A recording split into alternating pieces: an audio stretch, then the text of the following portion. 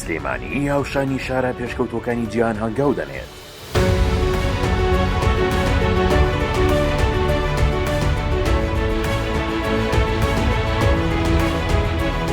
مەریوانی حاجی جەمال لەگەڵ سەرکردەکانی جیهان لە داڤۆسە لە نێوان لووتکەی سپی پۆشەکانی سویسرا و لەو هۆڵانەی کە تێیدا نەخشەی ئابووری داهاتووی جیهان دەکێشرێت. ناوێکی کوردی وەک وەبەرهێنەرێکی خاوەن متمانە دەدرەوشێتەوە کە ئەویش مەریوانی حاجی جەمالە.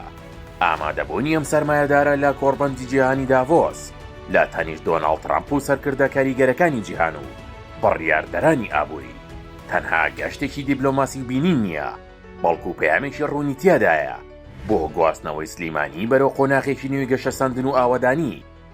ئەم وەبەرهێنەرە دەیەوێت ئەو ئەزموونە جیهانی لە ناو جەرگەی ڕووداوە ئابووریەکان وەری دەگرێت، ڕاستەوخۆ لە ناو جەرگەی پرۆژەکانی MJ هۆڵدینگ ڕنگ بداتەوە و سنوورەکانی وەبەرهێنانی ناوخۆیی ببەزێنێت.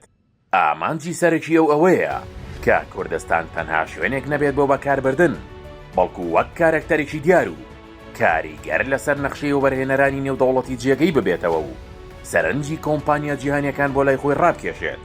لە ئێستادا کە مەریوانی حاجی جەمال سەرپەرشتی 7 پرۆژەی استراتیژی و زەبەلاح دەکات، توانیوێتی ئاو تێڕوانینە بگۆڕێت کە جاران هەندێک پرۆژەی باخەون و ئەستەم وەسف دەکرد.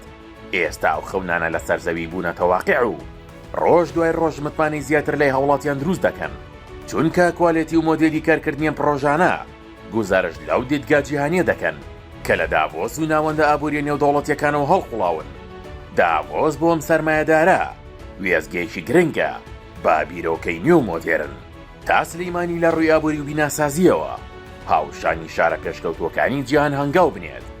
ئەو بەردەوام لە هەوڵدایە تا نوێترین مۆدێلەکان بگوازێتەوە بۆ ناوخۆ و ژێرخانی ئابووری بەهێز بنیاد بنێت کە نەک تەنها بۆ ئێستا بەڵکو بۆنەوەکانی داهاتووش ببێتە مایەی شانازی و گەشە سەندنی بەردەوام.